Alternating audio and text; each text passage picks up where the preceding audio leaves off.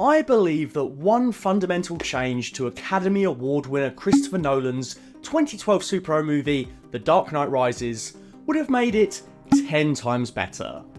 Nay, 1,000 times better. Your math is blowing my mind. It's a simple change that would have altered the whole trajectory of the third act of the story, built to a more fleshed out payoff between Batman and every key character, as well as squashing the biggest gripe with the entire trilogy. Enemies! It's a change I was convinced was going to happen before I even saw the movie, just based on widely publicised set photos of the movie's infamous villain, Bane.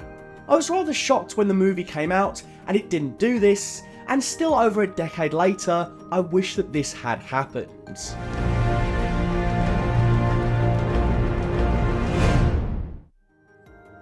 I think The Dark Knight Rises is a decent, if imperfect, end to the story that began in 2005's Batman Begins and continued in 2008's legendary The Dark Knight. It had a massive, almost insurmountable challenge in living up to the late great Heath Ledger and his take on the Joker, as well as doing something that had never been done before. You've given them everything. Not everything. Not yet. Give Batman a definitive live-action ending. Whilst the critical consensus on this movie seems to have become less and less favourable over the years, and the action between Bats and Bane has been deemed more and more dated, I don't think the movie is a bad Batman movie, a bad superhero movie, or a bad Nolan movie by any stretch of the imagination. That being said, one of the things that really disappointed me was the final exchange between Bruce Wayne and Jim Gordon. But shouldn't the people know the hero who saved them? In the Dark Knight movies, Jim Gordon had finally been given a three-dimensional personality worthy of the comics and animated series. Unlike Pat Hingle's decent but thin Gordon, this version of the police commissioner felt like a true ally to Batman. They went through an awful lot together over the course of 3 films, and that all kicked off back before Batman was even Batman. It's okay. Gordon was the one that reassured a heartbroken Bruce following the wake of his parents' murder, proving that in a corrupt force, he was a good guy. This moment set the basis for their entire relationship, and in their final scene together, Bruce calls back to this. Even a man doing something as simple as putting a coat around a young boy's shoulders to let him know the world hadn't ended. It's fine, but I always felt like it was a little bit of a rushed resolution to having Gordon find out who the Batman really was. It felt more like Gordon found out who Batman was because it was Bruce's final stint as the Caped Crusader, not because it was what the story wanted to cover. Christian Bale's Batman is no doubt one of the greatest Batmen ever. Sure, he doesn't have the emo charms of Pattinson, the classic vibes of Keaton, or the comic book accuracy of Affleck, but this is a Batman that perfectly suits the world and the story of the Dark Knight series. His combat might not be heightened to the level of other Batmen, but his Bond-like gadgets, practical vehicular action and detective skills against some of the best depictions of the character's rogues gallery ever make him more than an ample adaptation of DC's flagship superhero. But there is just one criticism of Nolan's Batman that just about everyone has said, a criticism that goes all the way back to the first movie, a criticism that was not only ignored, it seemed like the filmmakers doubled down. This city just showed you that it's full of people ready to believe in good. The Bat voice, the bloody Bat rasp, was easily the single worst decision in Batman Begins. I get the thinking, Batman is trying to use theatricality to scare his opponents, but 1989's movie adaptation got it right. I'm not going to kill you. I want you to do me a favor. What are you? I'm Batman. The way to make Batman's voice sinister is to keep it subdued. It's to make his intelligence come across as a counter to his hulking strength and combat prowess. The police have got it wrong.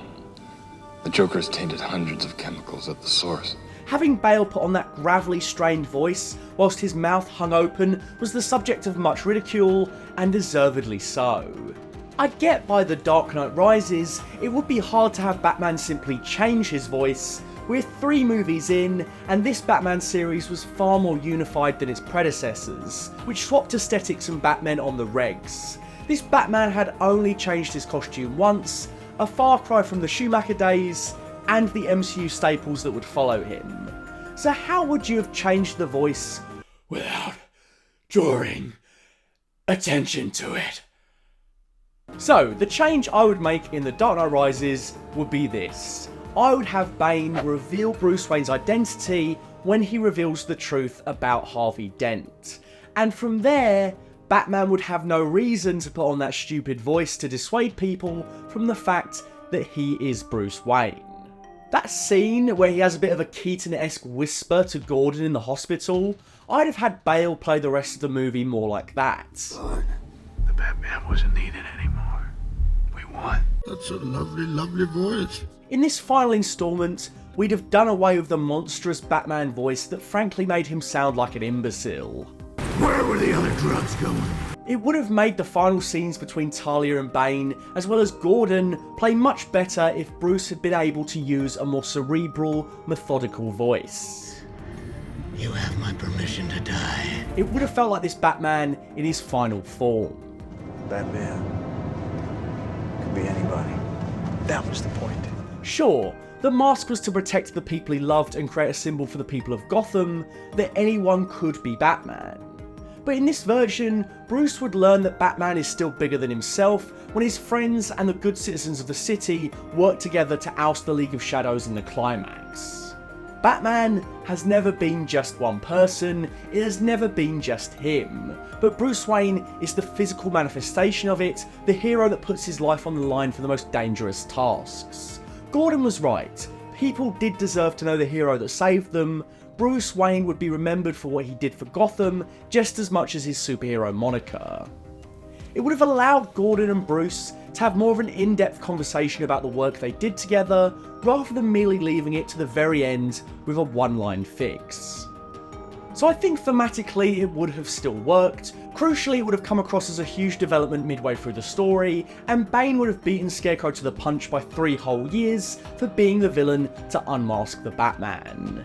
In the end of The Dark Knight Rises, he would have been both Bruce Wayne and Batman, not because he had to be, but because he chose to be. The Dark Knight forever.